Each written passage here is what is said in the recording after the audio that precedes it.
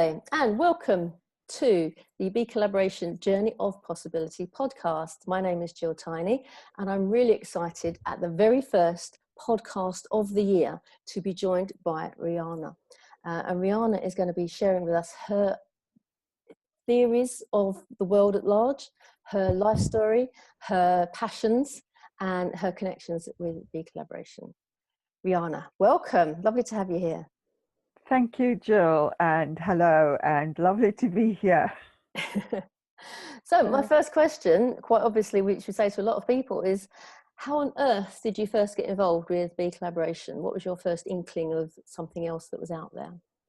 I was invited by Andrew Holder, actually, and I had met Andrew at the odd networking event when he was still doing his something about busy fool. Oh, yes, yeah, rather than joyful genius. Yes, so it was a while ago. Anyway, we'd made connections, and so when I saw this invitation from him, I thought, why not?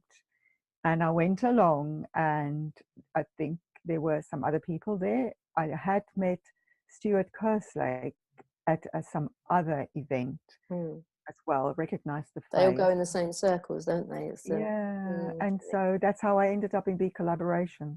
Oh, I'm still there. Otherwise, I wouldn't be here. So what drew you to it? What was something that kind of made you go, huh, this is okay? Or did you just go, oh, I'm going to go networking and I'm going to see what I can get out of it? No, not at all. It was, well, by that stage, I'd had good conversations with Andrew. I remember meeting up with Stuart at this other event, which he may not even recall, but I remember there was a connection. And so when these two guys were there, and I can't remember whether you were there, or I think Erkan might have been there, and it was just lovely. It was just welcoming. It was warm. It was, I think, I enjoyed the company. I enjoyed the conversations that were going on. It was different to other network meetings. In fact, it was said it's not a network meeting. And I enjoyed the people that were there. That's about it, really. Yeah, I think what some people say is it's the energy that people feel from it. And one of our guests, when we said to him at the end of the meeting, what did you think? What are your how do you feel at the end of the meeting? And he said, well, you're just a bunch of people that love each other, really, aren't you? And we're like, yeah, that's pretty much it. We kind of, the superpower of love is kind of showered over everybody. And from that, you kind of feel that it's a safe space for you to stretch your wings and try out new things. Yeah, exactly. And I remember having a conversation with Erkan, and whether, I think it might have been the second meeting, I'm not sure. And we had a deep conversation. And he said, and this is what BeCollaboration is about. We hardly know each other, yet we can have this kind of conversation quite early on in the relationship. So when I say I just really liked it, I felt comfortable, I felt welcomed, I felt the love. And in hindsight is a great thing. So yeah, that's what I felt. Yeah. That's what I think today you hear. I mean, this sort of 4 or 5 years ago, we were saying people don't have those conversations anymore. They don't have those deeper conversations on social media. It's all a quick response and a quick sound bite. And then when you go networking, it's how's business? It's fine. Everything's okay. I'm really busy. Yes, thank you. But nobody actually has those deep, authentic opportunities to spend time actually having a deeper conversation around what's the meaning of money. Or we had a massive in-depth discussion around Brexit the day after the vote, which was very powerful. We talk a lot about our businesses and how we're expanding or growing or shrinking or failing even. But being able to have those conversations, I don't think easily they're around. I mean, I've come across 1 or 2 meetup groups that are just about having a conversation. So you go and have a chat, but basically you're going with a different bunch of people every time to pick a topic and then have a chat about that topic, where this comes from the connection of love, connection and abundance, rather than coming from a place of fear, scarcity and competition. So I think as times moved, that's where we started 4 years ago, but as times moved on, more and more people are becoming aware that conversations are not happening like that. People don't go down the pub like they used to every Friday night to meet the same people, to have good, proper conversations. It's become more shallow, more... Absolutely, yes. So I think from the fact that, you know, networking happens at BeCollaboration, but that's not the main objective. And understanding that you can go and have some weird and wonderful conversations. I mean, I remember chatting to an accountant who who'd been in the meeting for about an hour. He kind of knew of me and he knew of BeCollaboration, but he was attracted to the fact that it was something different. And after an hour, I said, oh, you're going to love the next bit. We're talking about aliens. He went, well, funny you should say that. And he had this massive story about aliens. And I'm like, whoa. I said, hang on, I just have to stop for a minute. We just met. I said, if we'd been at a networking event, this conversation would not be happening. Exactly. You know? And it's the weird and the wonderful, but also it's the genuine and it's the deep-seated. People are ready to share. A couple of meetings ago at Essex, we had a lady talking about an abusive relationship that she'd escaped. In the past, we've had people talking about how they were sexually abused as a child. And on the one hand, some of us are going, oh, that's terrible, that's awful. And other people are sitting in the room going, oh yeah, that happened to me too. And you forget that, you know, it sounds horrific, but at the same time, you can empathize because other people have been through similar, down the same road, whatever it happens to be, whether it's a divorce, a bereavement. We've all had bad times in our lives, and you can share how you got out of it, or share if you're going through it, and share a different way of looking at the mess and the stuff and the noise that we all have to go through. So and I've witnessed you having some of those conversations as well with people. When we go over to Surrey, you're kind of in the thick of it, you know, and sitting down, and everyone's sort of this nodding and I get it, and you kind of have these questions that come out that you're allowed to really pick out and have a proper go and have a proper chat. Proper chat about. So knowing, having seen your Know and Be Known in the past, at BeCollaboration we talk about how you got to where you are and what's shaped you. So it's not about standing up at the front of the room and going, I got 3 GCSEs at school, and then I went on to do my A-levels, then I went on to we don't need to know a full CV, but we do want to know what incidences have happened to you that have created the person that's standing in front of us. Now, growing up in South Africa, you've had huge, massive, mind-blowing opportunities and pivotal moments. And I've asked you to, before we started this conversation, just to pick out 3, just to kind of whet our appetite of who is Riana. So over to you. What would you say is one of your pivotal moments growing up, and what brings you to be the person you are today? Okay, so, you know, growing up in South Africa, first of all, in apartheid South Africa, the first thing that I can say is I did not necessarily understand at that point that I was privileged and how I was privileged or anything like that. But I remember being about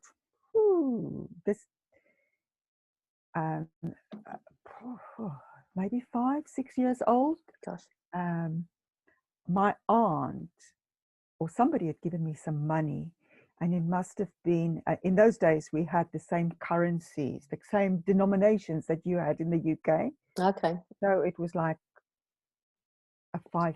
similar to a 5p or something like that. Yeah.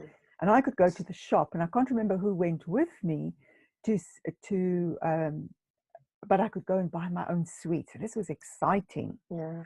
So I got to the shop. Now I'm like 5 years old. I can't see over the counter. You know, now I want some sweeties. And there's these men on the side, but they are dark-skinned men. I would not have called them black or colored or anything like that. All that my 5-year-old knew was that the adults in my life called people like that boys. So I said, "Excuse me, boy," in my most polite, in the most polite manner. Yeah. As a well brought up child, to which they looked at me like, "How dare you call me boy? You're a child."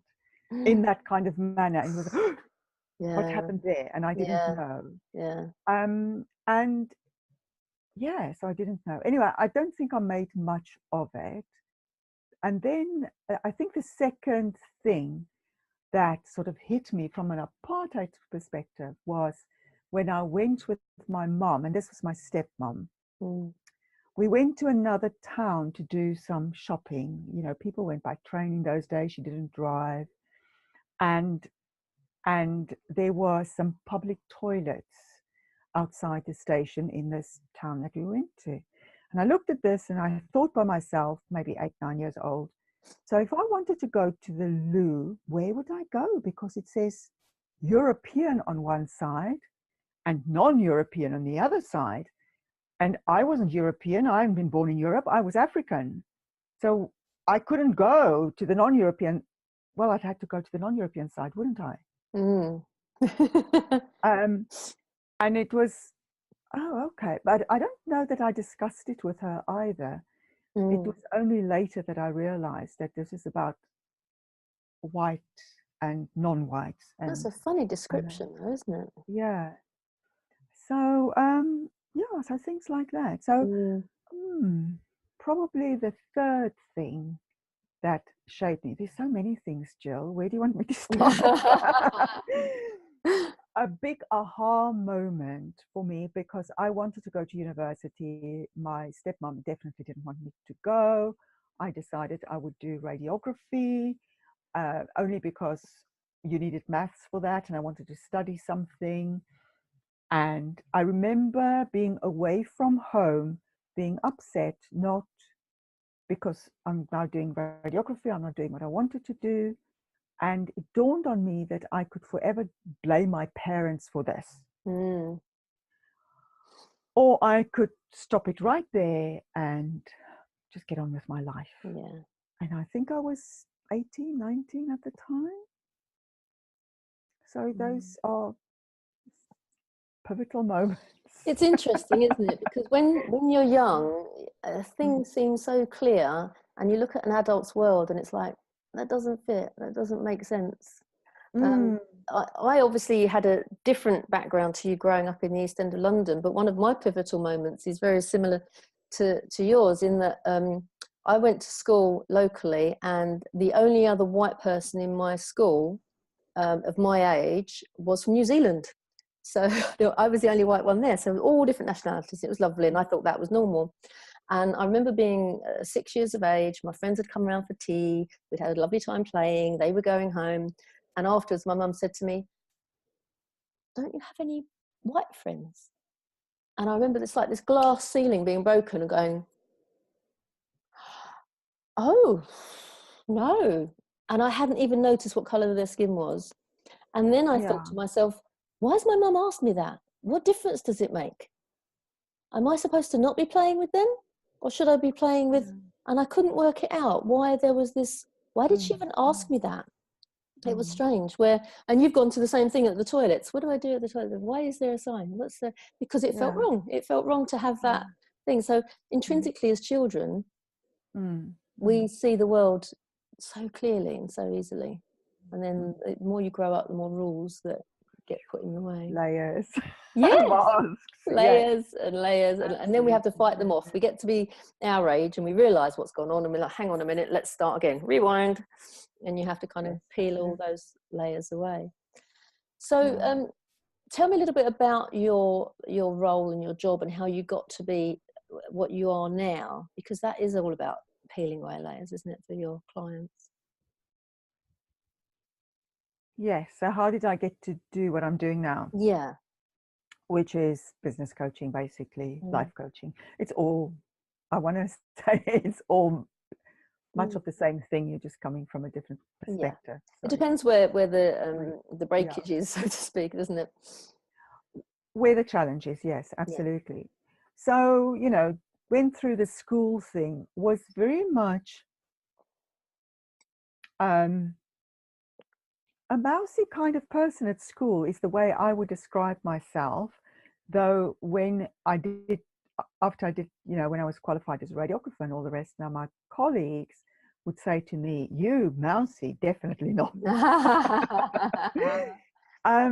But what I'm saying is, you know, I always felt a bit on the back foot. I was not very confident socially and things like that. I didn't have much to talk about. I don't do superficial conversation easily. Chit chat. Chit chat, yes, thank you. And so I got by asking questions. Yeah, that makes you a really interesting person, isn't it? Yes. You're remembered more for that because you're interested in other people, and they think, Yes. "Oh, she was lovely. She kept asking questions. She was interested in me." Yes.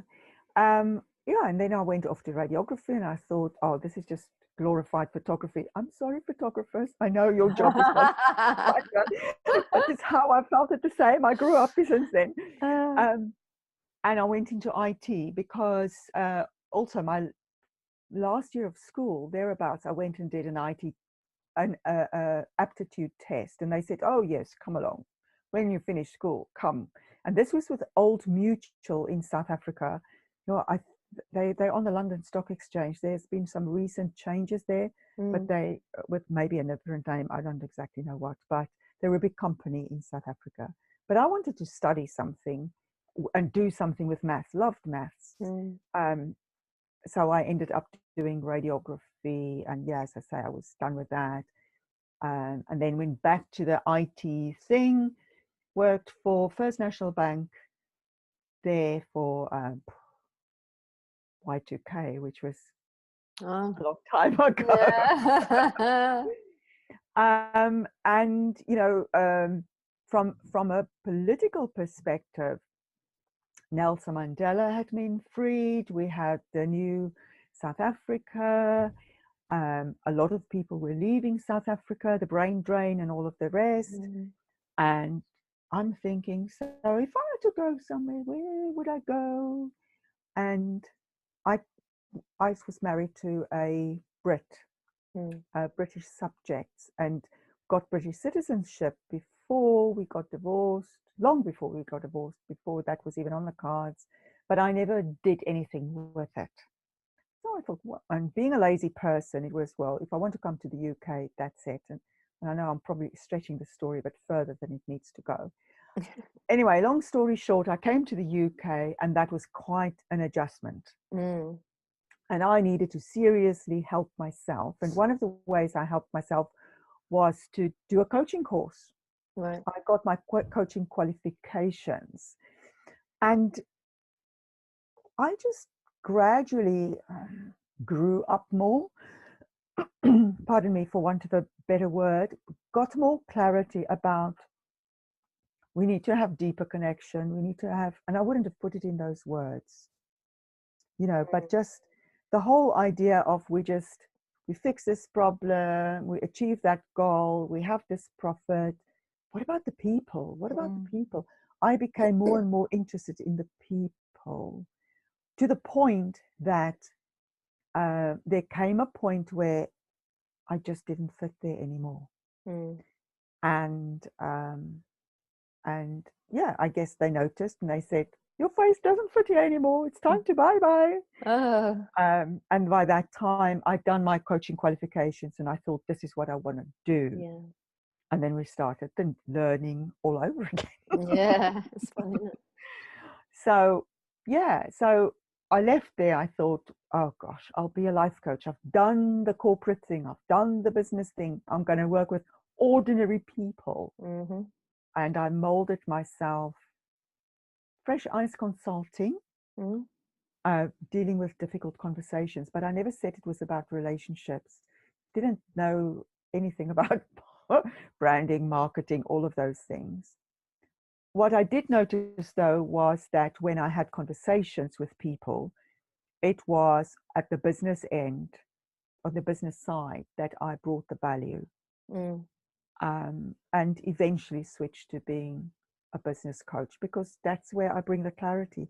That's, you know, my IT training has positioned me for that, and asking the questions, you know, seeing where the gaps are, etc. And my own journey has prepared me for what people's reactions might be, how they might be feeling, where they may be at, what's stopping them, and being with them when they explore that. Because sometimes, you know, these coaching conversations can go into our vulnerable spots. Oh, yeah. Yeah. And so being with the clients when they're there is one of the ways that I am unique, because I'm there my way, the biobag way, as I say. And so basically that's how I got to where I am today. So Yeah. what would you say is your passion? I mean, you've just mentioned the biobag way, which is, if you want to share that philosophy, but what is your passion within your business? When someone's in front of you, what's the thing that makes you go, yes, great, fantastic? Because I want to see them succeed. I want to see them grow. I want to see them happy. I don't like to see people struggling. And I want them to bring their, to use Andrew's words again, I want them to bring their joy and genius to the world. That's why we're on this earth, to bring our joy and genius to the world. I mean, why would we be given something that we're particularly good at? You know, because we all have talents and abilities and things like that. And it's there for us to bring joy and comfort and happiness to the world, to ourselves as much as other people.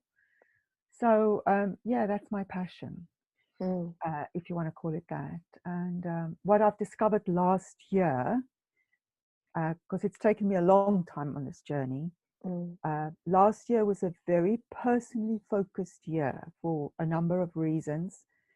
So even though I have the corporate background, the skills, the methodologies, the tools and things to go out there and help smaller, when I say smaller, struggling businesses, businesses that want to grow, businesses that are stalled for whatever reason, businesses where there is a leadership team or a management team, they're just not efficiently working together.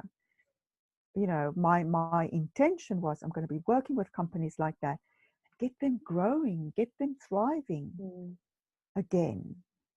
It's just not happened because I couldn't put my energies there last year. And so I ended up working with a number of therapists, actually. And they, in many ways, they're my ideal client. They have the same similar ethos to me. They come from a similar, if I say, soft place as me. They open-hearted. They want to make an impact, a difference. You know, they want people to be happy. They facilitate that, and their heart goes into that. Absolutely. And the business side of things kind of goes, ooh. Exactly. So that was an interesting discovery that for me last year. So you know, clarity comes from all directions. Yeah. It's true. So tell us briefly about the BOAB. What is it again? BOAB way. BOAB way. I can see it spelled. I just to say BOAB way. And when we were on holiday in Florida, there was a massive baobab tree there, and it's like, oh wow, it's upside down. So I get the concept, but do you want to just share that as well? Because I'm brilliant. Yes. So, you know, I worked with a coach because I was in that place where I needed help. I couldn't figure it for myself, and I think you've heard me say before that I used to be a very I used to be dysfunctionally independent. I can still be dysfunctionally independent, but anyway, I found myself a coach, worked with him. He said, "What do you want from this?" And I said, "This. You know, I'm so much more. I can bring so much more to the world, to my clients." Than just fresh ice consulting. It sounds bland. It doesn't describe what I do. It doesn't summarize what I do. It doesn't contextualize what I do. And as Erkan and we say in BeCollaboration, context is key. You know, it's so one-dimensional, and none of us are one-dimensional, even though the world insists on putting us in our little boxes and keeping us there. So I said, I need a new name for my business. I need to find out who I want to work with, and you know, the whole story. And so I sat with myself one day and I said, well, if my business was a tree, what kind of tree would it be? Okay. And the word biobab came to me. Biobab? Because I thought oak? No, not oak. You know, beech? No. You? No. Oak. A baobab. A baobab, yeah. So I went and researched the baobab tree because clearly I've heard about it, but I didn't know that much about it. And I liked what I was reading. Mm. And basically, this tree's got a very fat trunk, most of them, all of them, in fact, some fatter than others. It has leaves about 3 months of the year. The rest of the time, the leaves are, it's without leaves. So the branches look like roots. That's why it's called the upside down tree. Mm.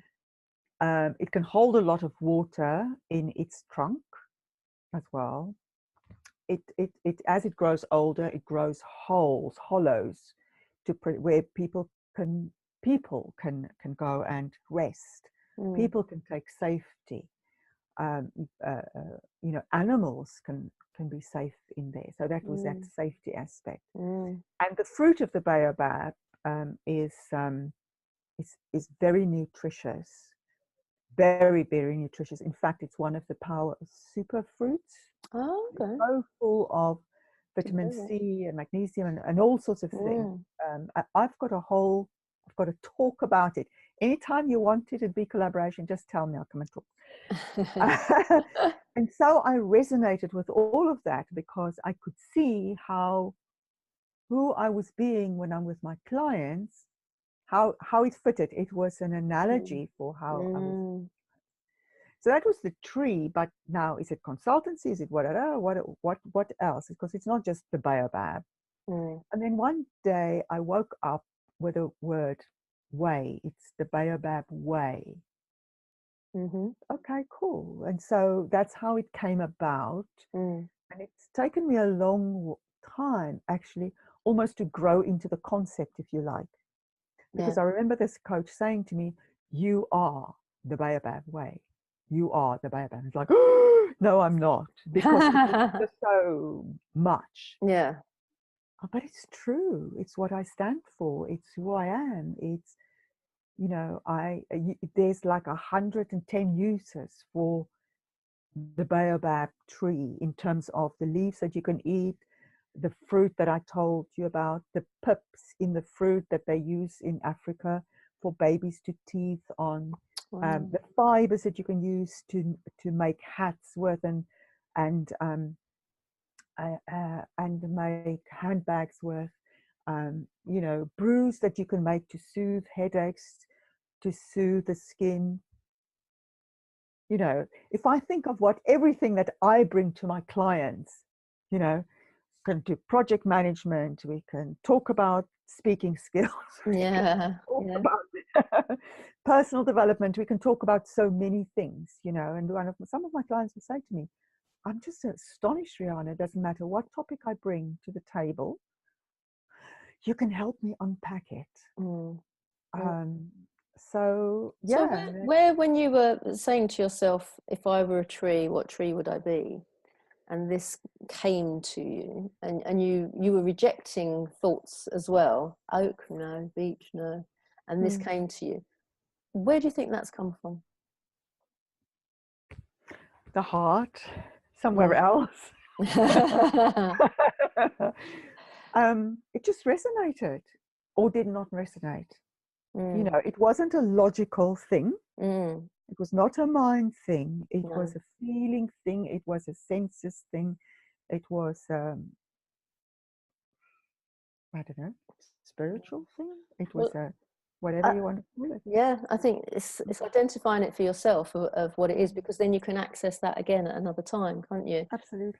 What I'm alluding to is when you did a genius slot one time at BeColl, you talked about the different emotions and how they resonated in different ways. And I'm desperately trying to think of the book that you took that from. Is it Richard somebody? Richard Hawkins. There we go. Power versus force. Thank you very much. Yeah. So you're not one of these people that kind of sit down and look at things from a very logical black and white. You should do this, try that, go and do that. You look at it from the holistic perspective as well.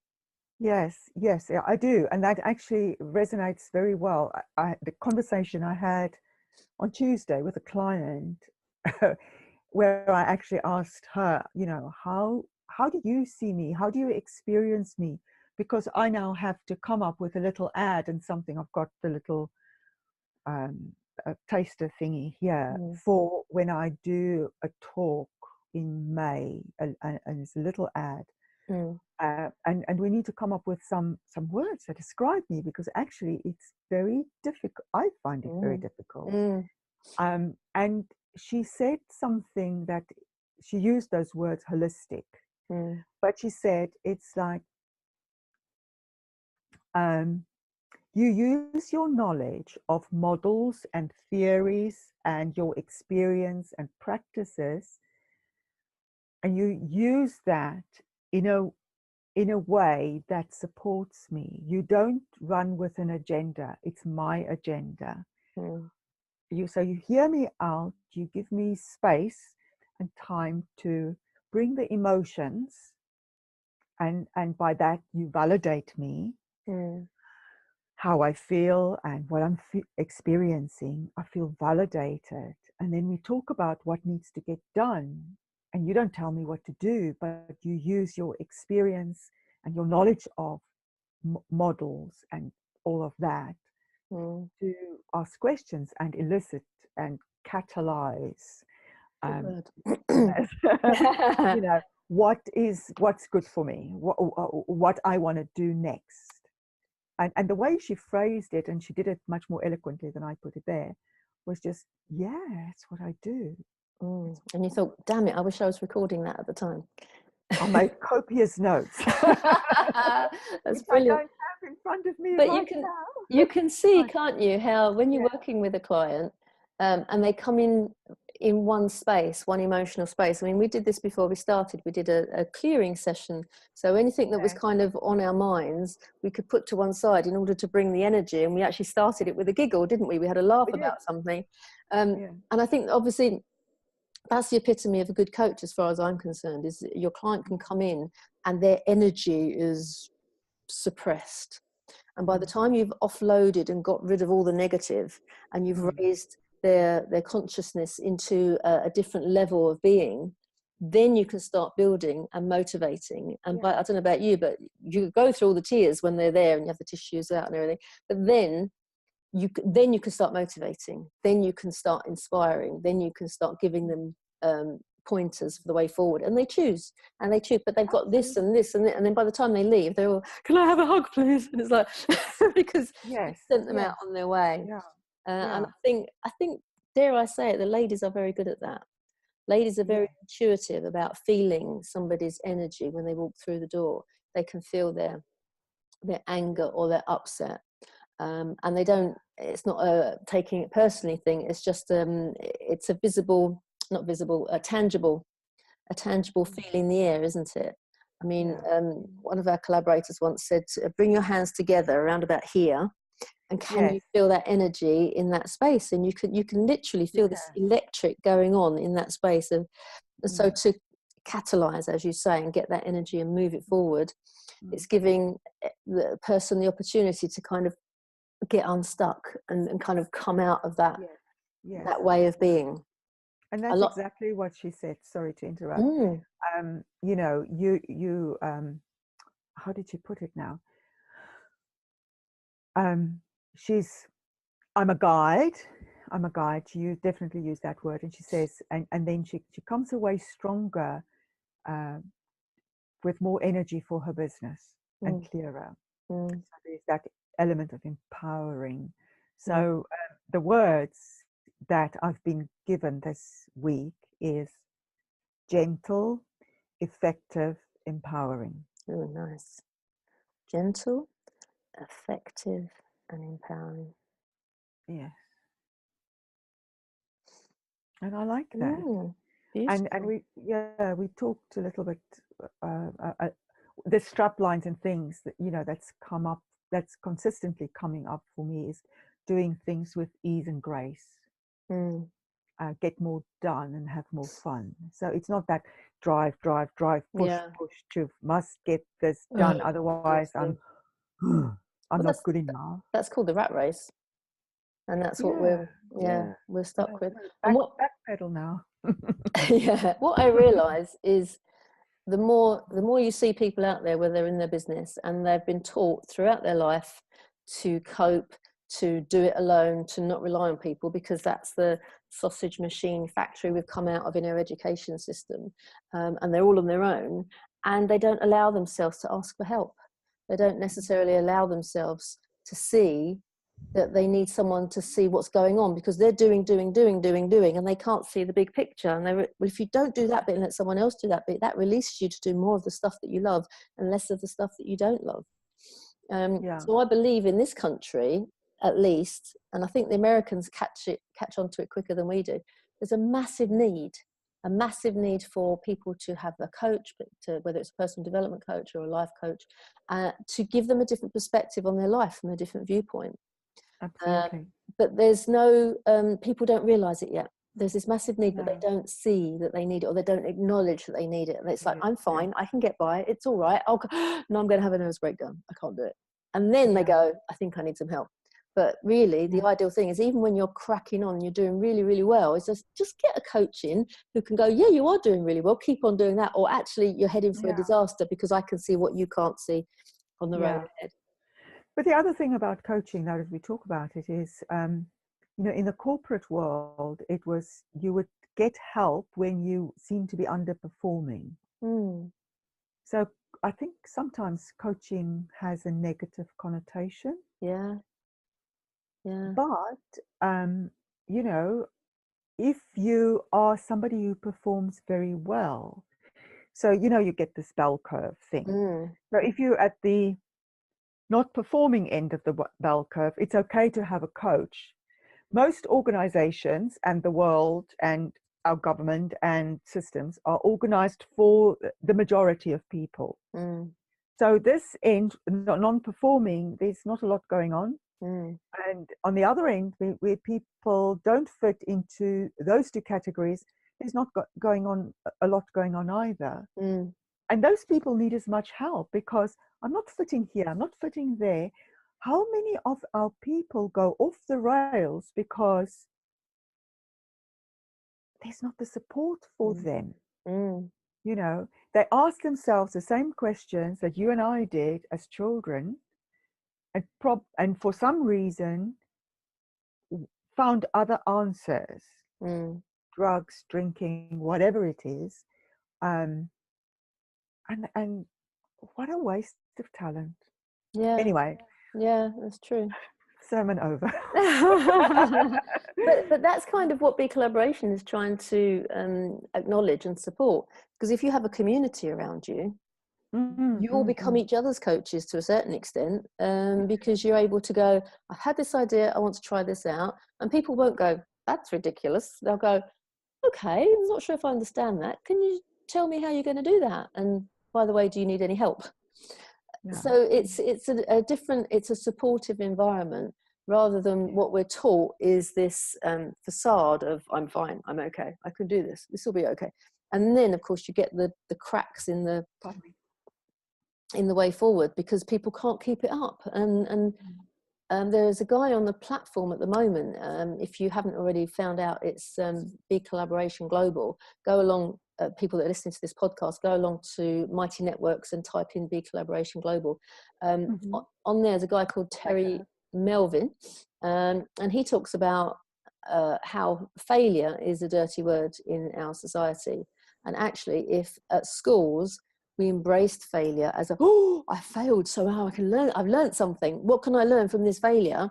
What can I learn from this mistake? It's a good thing, and it propels us forward. We wouldn't feel shame, we wouldn't feel embarrassed, we wouldn't feel vulnerable. And then that goes back to Brené Brown, what she's discovered over time, that the people that do admit, I'm not having a great time, are actually going to be stronger in the long run, and they'll accumulate more knowledge, more support, more help in order to get done what they need to do, because they're going, actually, I need some help. And Absolutely. in a community space, I believe that we've collected together some really special people that if you knew you were having a hard time, you could look around and go, can you help me? And there's someone there that will be, absolutely, what do you need? And it's a lovely environment to be in. I don't know if you were there in London, October, I think, when we did this mirror. I was told it was a mirror exercise. I'd never realised it was a mirror exercise before, where we had a box and you opened the box and you looked in, and everyone was told before they looked in the box that there was, I said, I need help. And my life isn't very easy. I have a lot to do, but there's something in this box that I rely on. And this box is, the contents of this box might help you. This is something that's very special to me. I don't want you to laugh. I don't want you to ridicule me, because this works for me. There's something in this box that I rely on and I love very much. And I'm going to share it with you today. So they all had to sit there with their eyes shut. Were you there? Do you remember this? No. Okay, so they all had to sit in a circle with their eyes shut. And then when they'd opened the box, they then had to look in the box and then write 3 words on the board that they first thought of when they looked in the box. Now, of course, they were looking for a cute bunny or a toy or something that I go to for comfort and support. And actually what they saw in there was a mirror for reflecting back on them. So they then had to acknowledge and realise that I'm relying on them and I love them and they are my support network. So it was a toss up between, it could have all gone very wrong, because if one person had let the cat out the bag at the beginning, the others wouldn't have got the message. But actually it resulted in, oh my goodness, and it was like to tears, to acknowledgement that they didn't even bother to look in the mirror, because they were like, oh, so I'm special to Jill, and they pass the box on quick, because they didn't want to see themselves in that role and how they could empower themselves and each other. So I'm not really sure where I'm going with this. The point is that when we have people around us, good family, good friends, you have to acknowledge them and you have to let them know that they're an amazing support for you. And I think with community being lost in society, and with the ever increasing consciousness lowering in energy, going down to anger and grief, bereavement, and all those apathy, all those low vibrations, that we need to consistently remember that we need to build ourselves up in a community, as well as in a, not commune, but communally, in order to raise the vibration. And then we have kind of the tipping point to everybody else. And we don't go to church like we used to. We don't have faith like we used to. We don't have the old-fashioned community like we used to, where you used to know everybody in the street. We don't have youth clubs like we used to. We don't have all those things that brought people together. We're now sitting at home on our little mobile phone or our little laptop, and we're not having the conversations and sharing the love like we used to 20, 30, 50 years ago.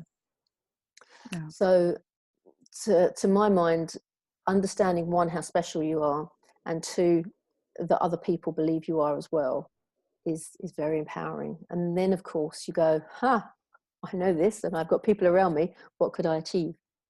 And that's why I think having a coach is your very first step to getting that self-empowerment, and then go, right, I'm not on my own, who else is with me to achieve this? So now you're in the BeCollaboration community, what are the sorts of things that you want to achieve with a collaborative mindset with the people around you? It's a question I've been asking myself, actually. And I think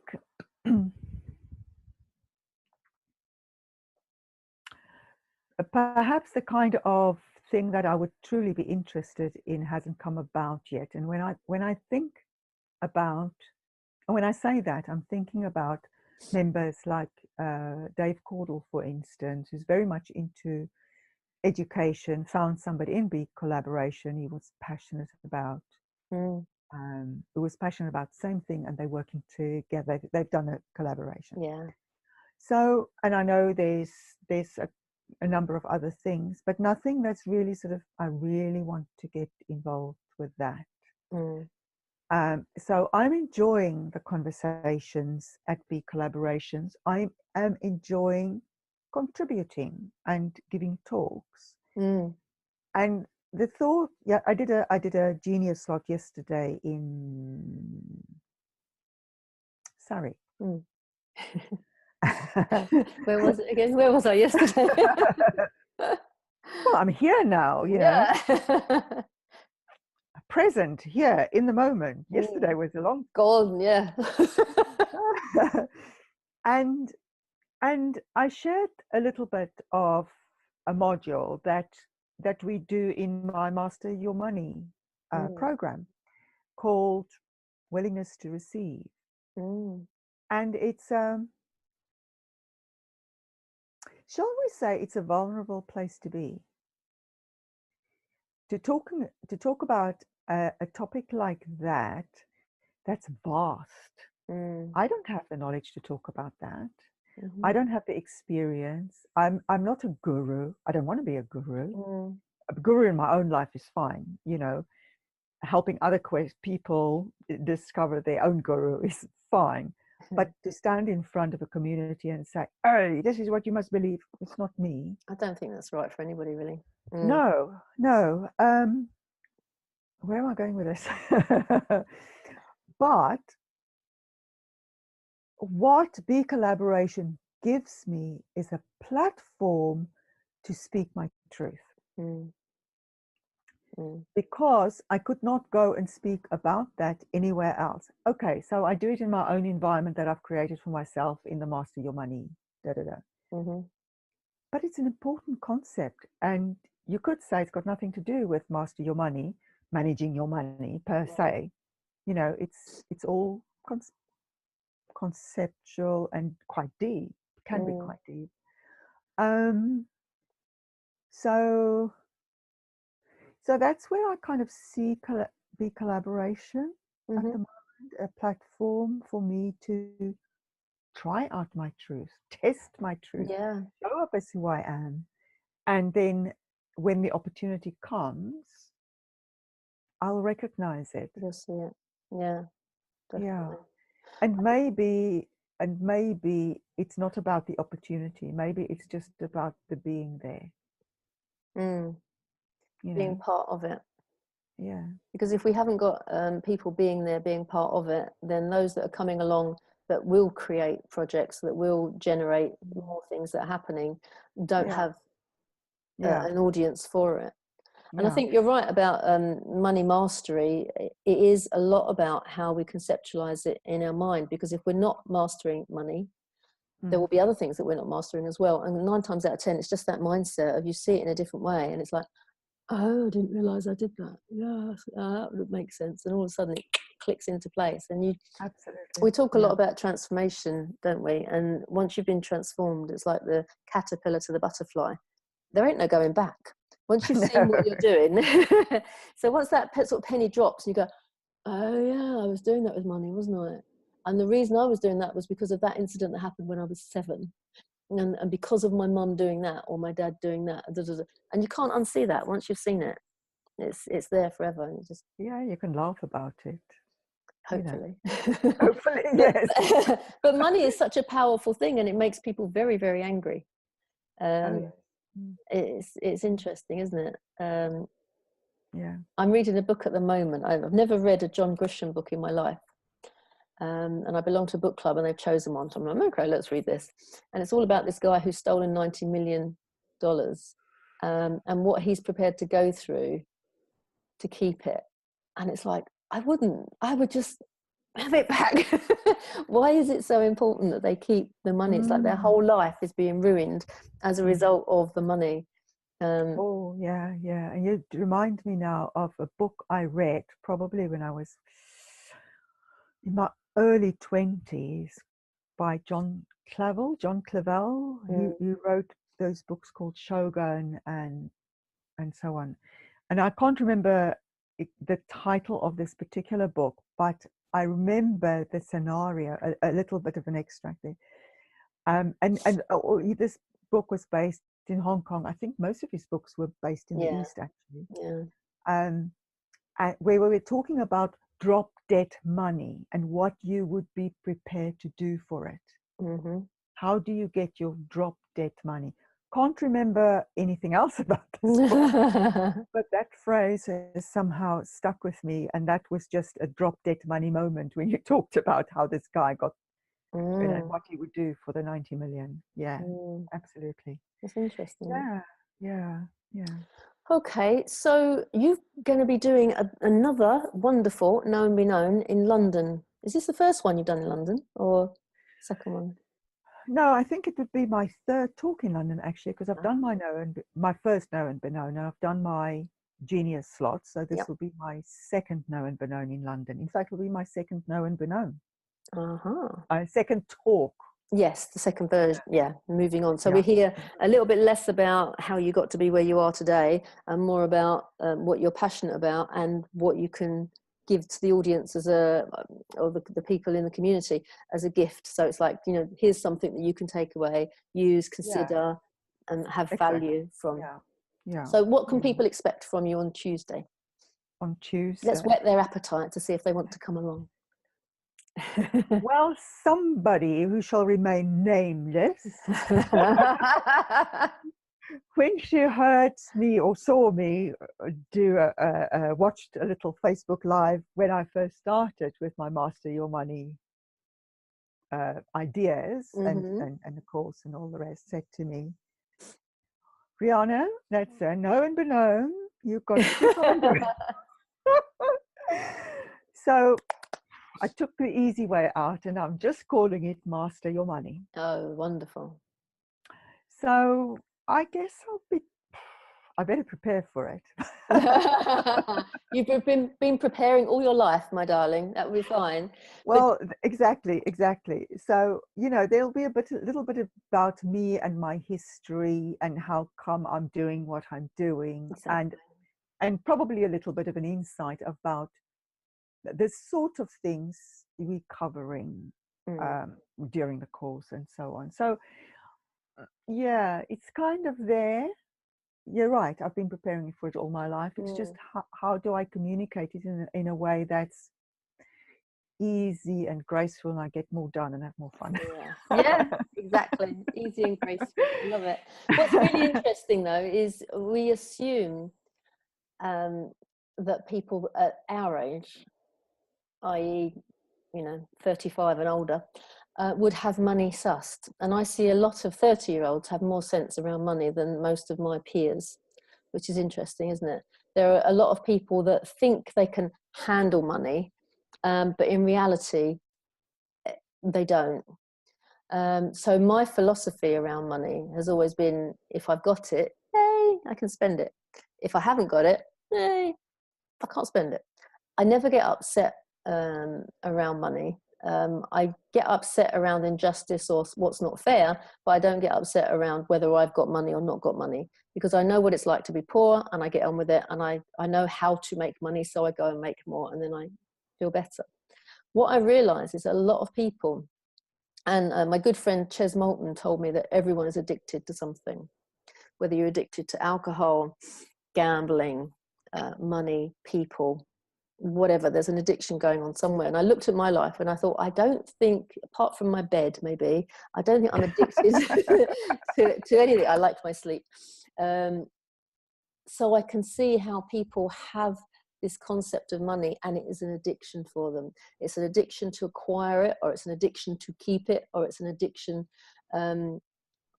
where they can't keep it, and they acquire it and it goes out immediately. They can't kind of utilize the power of money for their own benefit. It's actually damaging to them. And it's exact same sort of philosophy as a gambler, isn't it? You want the buzz of the gamble, but you can never keep your winnings long enough because you need the buzz and the buzz and the buzz. So I don't know how much you realize, but I think this is going to have a powerful, very powerful impact on the people that are going to be there on Tuesday, it will give everybody an opportunity to just reevaluate. Yeah, how do I think about money? And why is it I haven't got that much? I mean, I remember Beju saying at one meeting years ago, how much money do you need? What, you know, if I could give you all the money you wanted, what do you want? And people were going, well, 500,000, because that would pay off my mortgage and I'd have some spare. And people, oh no, 1 million, because that would be great, because then I could do that. And he looked at me and said, how much do you need? I said, billions. I need billions, because I don't need it for me. I need it for all the people that I want to help. So to me, it's a flowing space of energy, and it's a tool that we use. Absolutely. And there are too many people that are attached to money in an emotional way. And exactly. It's something else out there. So I can't wait. And we will be videoing you with all the lights and the mics and everything. So put your posh frock on and put your lippy on, because you're going to look gorgeous. And then obviously we'll be sending that around to our community and through our social media. We won't be sending out the whole Known Be Known on social media, but little snippets of it. But anyone that's a member that wasn't able to get to the meeting, the likes of Alice there up in Darlington, or Paul Baker over in Bristol, and people that come from all over the place, they can see that Known Be Known talk on the platform, in the collaborators group. Okay. So I'm really looking forward to that. That's going to be good. Is there anything that you want to share with the community and the wider community about Riana or not? Is there anything that you feel, because we're kind of coming to a nice close here, and I'm just wondering, have I missed anything? I don't think you have. I think we've been round, I nearly said round the houses. We've covered a lot of ground. we have. But you know what? We could have a part 2 and we could carry on, couldn't we? Because we could, yes. Once you've done this talk on Tuesday at the London meeting, I'm really interested to find out what the next stage is and the next stage is. So I'll be interested to see what impact that has. Yeah. So, you know, about Riana is very grateful that the BeColl community has found her. Lovely. Perfect. And she's very grateful that it allows her to talk about stuff that she wouldn't normally talk about in public. And something that I noticed, because my first Known Be Known was about, as you say, I talked about, is your name really Riana? Are you sure your name is Riana? That's right, yeah. And I told a little bit about growing up in South Africa and how, you know, we had the black danger and the red danger in apartheid South Africa and all of that. And it was kind of the first time I put that story together in a coherent sort of way.